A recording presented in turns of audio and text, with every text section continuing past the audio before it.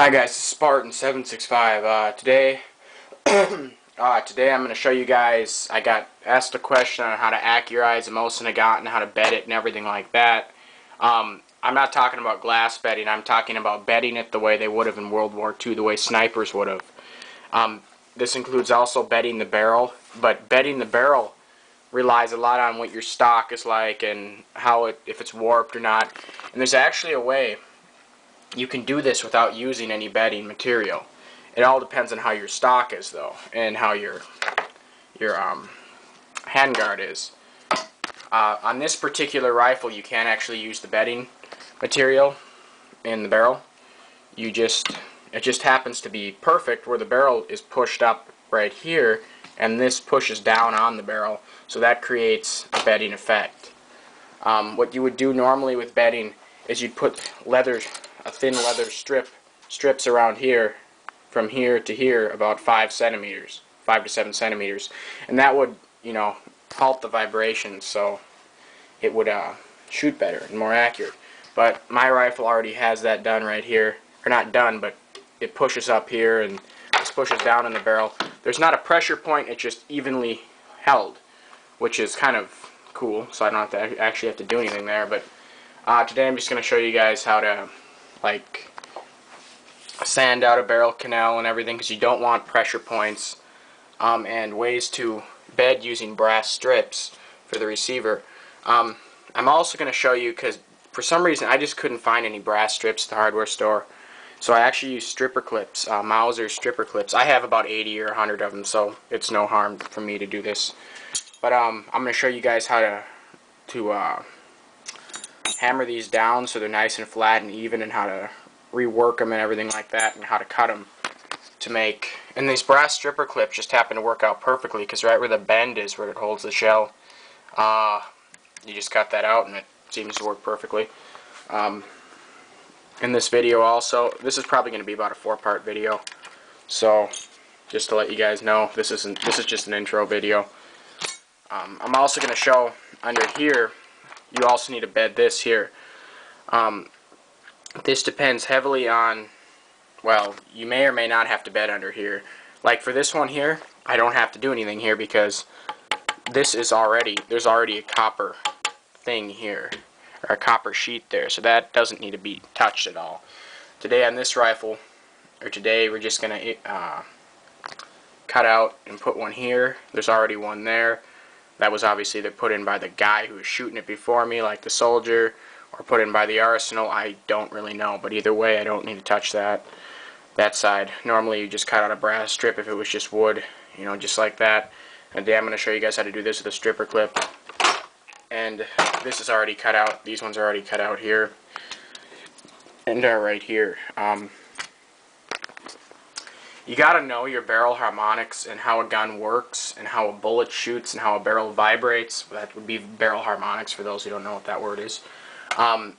If you don't know what you're doing and you're ignorant about ballistics and, like I said, barrel harmonics and ballistics in general, you're probably not going to want to do this, because you're not going to know what you're doing.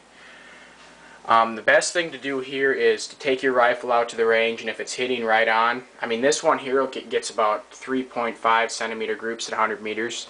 That's no exaggeration, no shit, it does. And all I had done to this one was just, you got a brass piece there and a brass piece there, and then that copper piece. But I'm going to show you guys how to cut out this one, because this is the one a lot of people have trouble with. This barrel canal here has been sanded already, and it is completely free floated from here all the way up to here, where it's pushed in evenly. It's not a pressure point. It's holding the barrel on all sides evenly, so it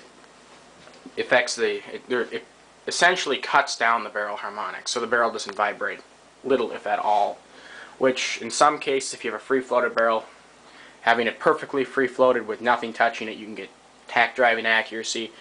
And then if it's bedded, where it doesn't vibrate at all, you can get tack driving accuracy. It all depends on the way the barrel's made, how the metal is in the barrel.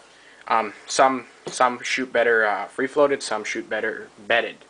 But certainly what does not make a barrel shoot good is when there's uneven pressure points throughout the stock. That will make it inaccurate. But like I said, some barrels will shoot better bedded, some barrels will shoot better free-floated. Free-floating a mosin 9130 barrel just isn't going to happen. You may be able to, but it's really hard because just a lot of the stocks, this is so thin here and narrow that they're warped up or warped to the side or whatever. So with a mosin, you're just better off bedding it. You know, you may be able to free float if you have a really good stock, but 99.9% of mosins out there, you're not going to be able to 100% free float your barrel.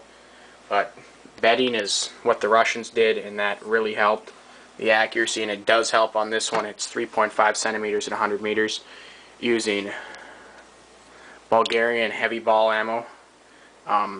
This is a 196 grain bullet bow tail ammunition. Great ammo. You know, as far as corrosive shooting goes with a mosin, I really don't care because I clean my guns afterwards anyway. If you guys got any comments or questions on this, keep in mind this is just the intro video. Over the next day or so, there will be probably 3 or 4 more parts added to this video, showing how to first sand out your barrel canal, 2, how to rework stripper clips and hammer them and everything like that, just to make them flat so they're perfectly even. And then placing of shims, checking to see if your barrel, there's any pressure points, and just putting the gun back together. If you guys got any comments or questions on this video, you can feel free to send me a message. I also have a video out there showing how to accurize a mosin nagant M44, which was pretty successful. If you guys want to know how to do that, because they're different, accurizing an M44 versus an M9130 or an M38, because the M44 has a bayonet on it and the M38 doesn't. That affects the barrel harmonics too. If you guys want to see that video, you can watch my M44 accurization video. But this is part 1 out of like 4 or 5 of how to accurize your mosin nagant 9130. Spartan 765 out.